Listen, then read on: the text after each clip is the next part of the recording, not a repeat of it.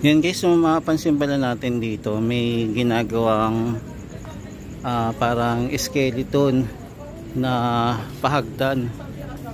Etong Pasig River Esplanade. Ayan o, malapit sa Binondo Intramuros Bridge. Mukhang magkakaroon ito ng hagdanan. So idudugtong nila dito sa papuntang stairway sa Binondo Intramuros Bridge. So magkakaroon ulit ng hagdanan dito naman sa parting ito. So ito yung latest update natin dito sa Pasig River Esplanade ngayong August 31. So ikot-ikot pa tayo. Tara guys, samahan nyo ako ulit mag-ikot dito sa Pasig River Esplanade ngayong August 31, 2024. So tara, let's go.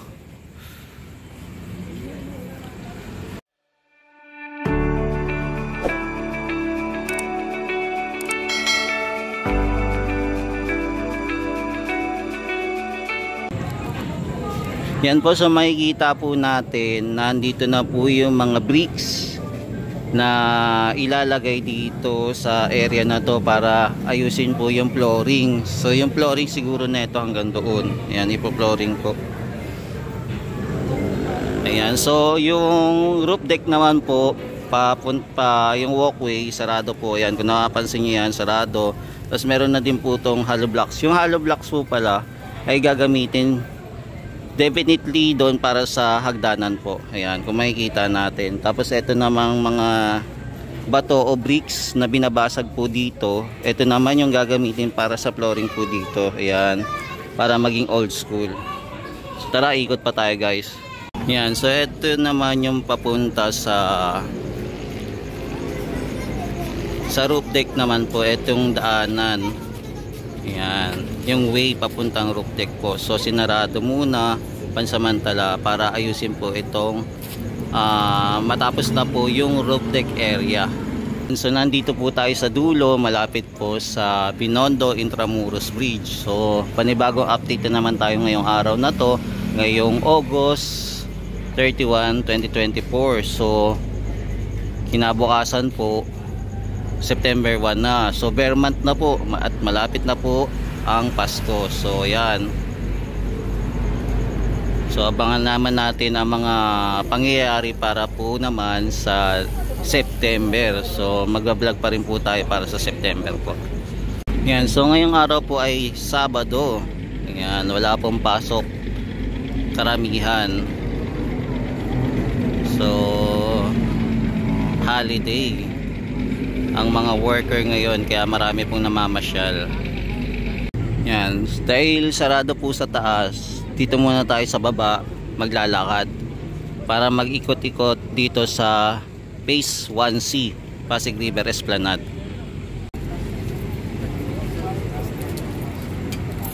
Yan, ito po yung malapit sa Binondo Bridge, kung makikita nyo. Yan o, kung sa gabi din po, maganda po yung yung Binondo Intramuros Bridge. Yan, makikita natin maganda rin kung pagmasdan.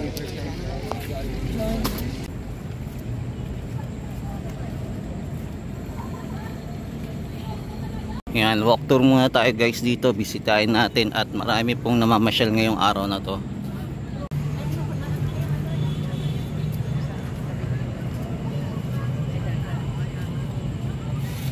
Yan, kung makapansin po natin, nandito po tayo sa labas.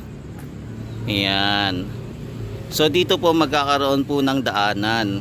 Yan, so ito yung gagawin daanan papunta po sa Binondo Intramuros Bridge para dire-diretso po yung pamamasyal. Tapos meron din po ditong hagdanan naman pataas po sa roof deck. Ayan. So dalawa po yung possible na daanan dito. Meron po sa taas at meron din po sa baba. Ayan. Ayan po yung daanan. Yan, mapapansin din po natin na marami pong water lily ngayon sa Pasig River. So ito yung isa sa mga problema natin dito sa Pasig River. Ito mga water lily, lalo na po tag-ulan. Ayan, mas mabilis po silang dumami.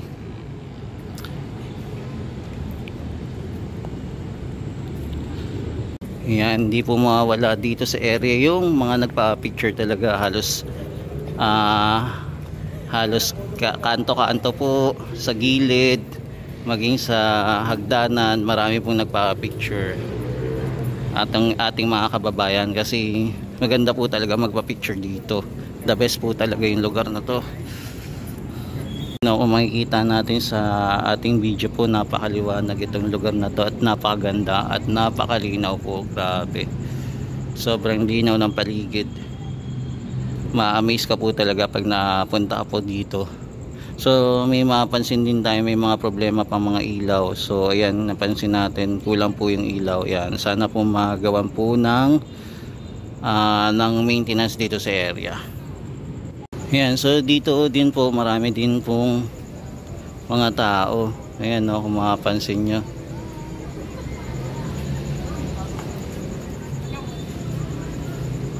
Ayan, marami po sila. So ito naman, possible po inaayos pa rin. Ito po yung napapansin natin na unang inaayos po nila. Itong conference hall at saka ito pong lugar na to. Hindi ko lang po alam kung ano po yung food stall na ilalagay dito, pero abangan natin kung anong food stall ilalagay kasi malaki yung lugar niya eh. Halos dalawa pong area. Hindi ko lang alam kung gaano po kalaki yung sukat na to. Ayan, no, kung mapapansin niyo po. Yan, meron na rin po dito mga brick na nakatambay muna at waiting po sa mga gagawin. Ayan, may mga sand na rin po na gagamitin, pati semento po. Ayan, abangan na lang po natin kung ano po yung development dito. Andito po ulit tayo sa conference hall. Ayan, so ito yung mailaw na lugar, yung conference hall. Ayan, ilan ba na occupied nito? Isa, dalawa, tatlo, apat po na-occupied nila. Hindi ko lang po alam kung ilang square meter kada kwarto ito. Ayan, so ito po yung nakikita natin ngayon. Ayan, no, marami din po dito nakatambay dito sa fountain po. Ayan, dito sa baba, sa entrance din po malapit.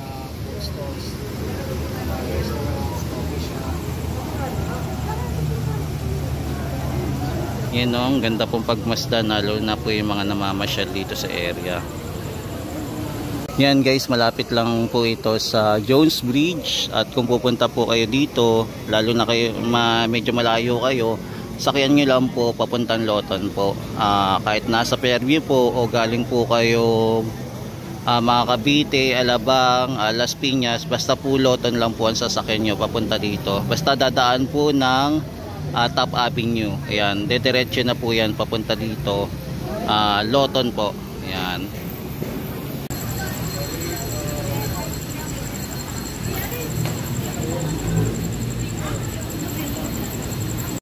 Yan, kung may mapansin din po tayong senior na namamasyal din po dito, oh, di ba?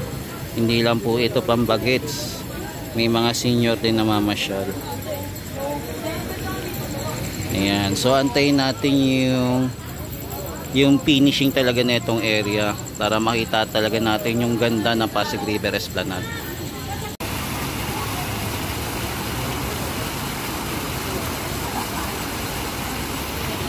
Yan, so ito yung kaganapan ngayong August 31, 2024. Yan, so hindi muna tayo nag-live guys kasi late na rin tayo nakapunta, kaya mag-video lang tayo.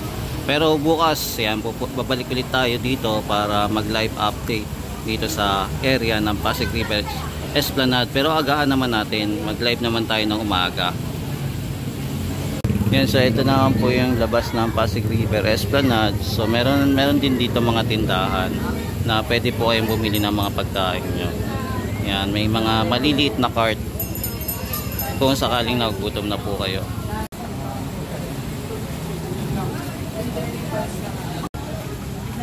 Dito ako mga picture. Dito mo kaya?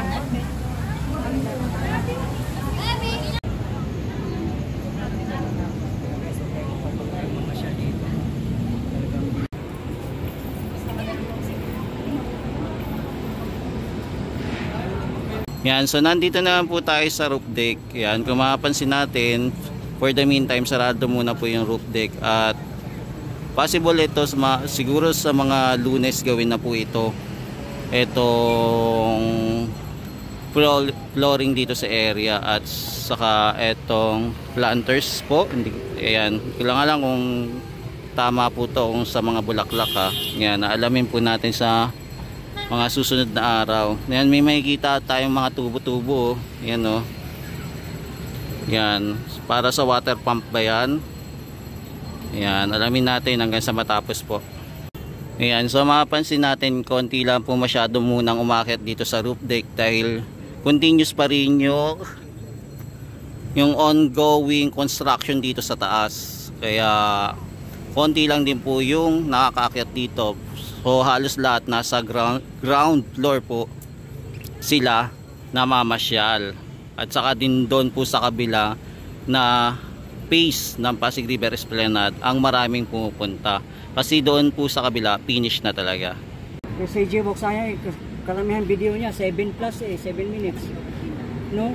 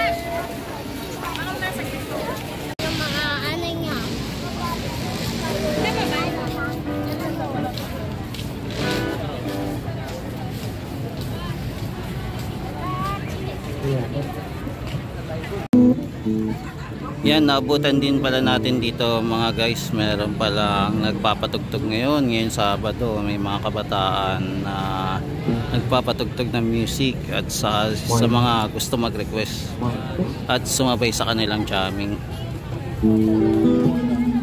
Wait.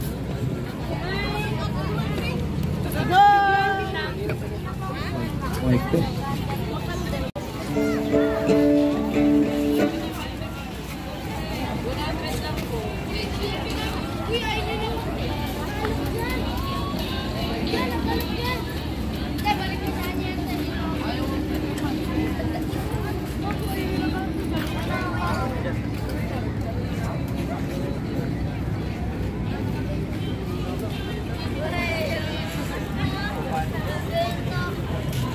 Yan, tara, lakad-lakad pa tayo guys. Tignan natin hanggang dulo kung ano pa yung matatanaw natin.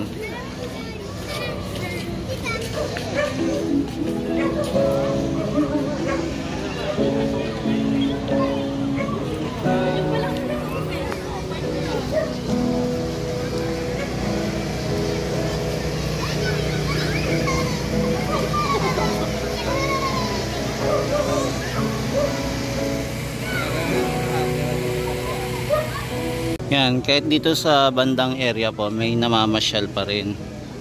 At may mga tumatambay dito kasi meron pa pong upuan kahit paano dito sa area. At tapos may fountain din po. Ayan, na pwede pong tambayan. Pag medyo nasisigayan kayo at medyo napansin nyo po medyo crowded dito sa gitna, ayan, pwede pa rin pong tumambay kayo dito sa kabila. Ayan o, ayan. So, iba talaga yung ganda ng Pasig River Esplanade, no? Lalo na mga pag magtuloy-tuloy talaga itong project na to. Kasi sarap talagang tumambay, nakaka-relax po mga kababayan. Para po tayo talaga nasa ibang bansa pag nandito tayo, malapit sa Ilog Pasig, diba? Nakaka-relax talaga ang lugar na to.